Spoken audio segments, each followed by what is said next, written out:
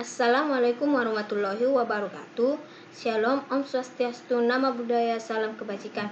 Perkenalkan, nama saya Yenti Siburian dengan NIM 2233111057 dari Fakultas Bahasa dan Seni dengan Prodi Pendidikan Bahasa dan Sastra Indonesia.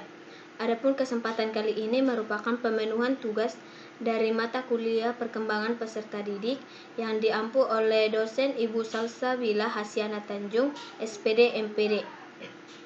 Di sini saya akan sedikit menjelaskan dari hasil yang kami wawancarai dari beberapa orang tua dan guru mengenai kasus yang terjadi pada anak sekolah menengah atas. Yang pertama ada kasus bullying. Bullying merupakan perbuatan yang tidak dapat dibenarkan lagi, apalagi di ranah pendidikan. Kasus ini tidak hanya dapat merusak fisik, tetapi juga dapat merusak mental anak. Faktor yang mempengaruhinya adalah adanya kesenjangan media sosial dan juga pelaku merupakan korban bully dari tempat lain, sehingga ada hasrat untuk menemukan korban baru. Solusi untuk menyelesaikan masalah ini adalah adanya bimbingan dari orang tua dan pihak sekolah terhadap peserta didik, dan juga memberikan sanksi kepada pelaku agar tidak terjadi lagi korban baru dan juga kasus lainnya. Yang kedua adalah geng motor. Geng motor juga merupakan salah satu kasus yang harus diwaspadai dan dipantau setiap waktu. Geng motor ini harus diwaspadai karena dapat merugikan baik masyarakat maupun sekolah.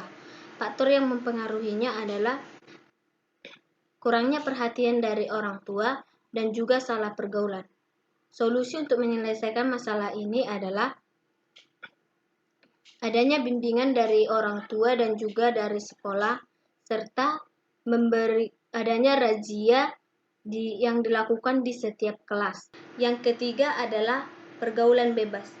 Pergaulan bebas merupakan salah satu kasus yang dapat kita temukan baik itu di lingkungan masyarakat maupun di lingkungan sekolah. Kasus ini tidak hanya melibatkan laki-laki tetapi juga dapat melibatkan wanita. Berawal dari hal yang kecil hingga dapat merusak masa depan. Faktor yang mempengaruhinya adalah yang pertama, pengaruh media sosial. Yang kedua, kurangnya bimbingan dari orang tua. Dan juga yang ketiga, terlalu memperluas pergaulan anak. Solusi untuk menyelesaikan masalah ini adalah yang pertama, memberikan sanksi yang kuat apabila terjadi hal yang tidak diinginkan. Yang kedua, memanggil orang tua untuk sama-sama mengarahkan dan membimbing anak apabila terperangkap membawa sesuatu yang mengarah pada kasus. Yang ketiga adalah memantau kegiatan anak. Yang keempat ada bolos sekolah. Bolos sekolah juga merupakan salah satu kasus yang dapat kita temukan di sekolah, khususnya pada anak sekolah menengah atas.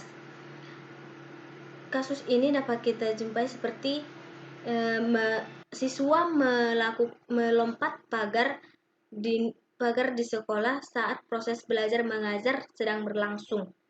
Faktor yang mempengaruhinya adalah yang pertama, pergaulan anak yang tidak benar. Yang kedua, tidak adanya niat anak untuk sekolah. Solusi untuk menyelesaikan masalah ini adalah yang pertama, memberikan sanksi kepada anak yang tertangkap melakukan bolos. Yang kedua, memanggil orang tua untuk sama-sama mengarahkan dan membimbing anak. Yang ketiga adalah adanya menjaga lingkungan di sekolah untuk meminimalisir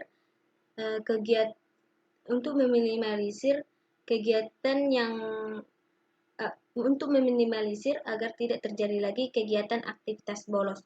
Yang kelima adalah pertengkaran di kelas. Pertengkaran di kelas juga merupakan salah satu kasus yang dapat kita jumpai dan juga sering kita jumpai di sekolah. Misalnya pertengkaran seperti perselisihan dan juga adu argumen sesama siswa sehingga menimbulkan pertengkaran atau perkelahian. Faktor yang mempengaruhinya adalah yang pertama, pengaruh media sosial. Kedua, adanya perselisihan, dan juga yang ketiga, emosi yang tidak stabil. Solusi untuk menyelesaikan masalah ini adalah adanya bimbingan dari guru sebagai pengganti orang tua di sekolah. Yang kedua adalah memberikan hukuman kepada siswa yang melakukan perkelahian atau pertengkaran. Jadi dapat saya simpulkan bahwa pada dasarnya peran orang tua dan juga guru sangat diperlukan dalam membimbing dan mengarahkan anak agar agar anak dapat melakukan tindakan yang positif dan tidak terjerumus ke dalam lingkungan yang tidak baik. Bimbingan dan arahan juga diperlukan untuk menumbuhkan moral dan imam anak agar anak dapat berpikir untuk melakukan sesuatu yang diperbuat dan apa konsekuensinya. Itulah sedikit penjelasan saya mengenai kasus yang terjadi pada anak sekolah menengah atas. Jika ada kata-kata saya yang salah atau penjelasan saya yang tidak baik, mohon dimaafkan. Sekian dan terima kasih.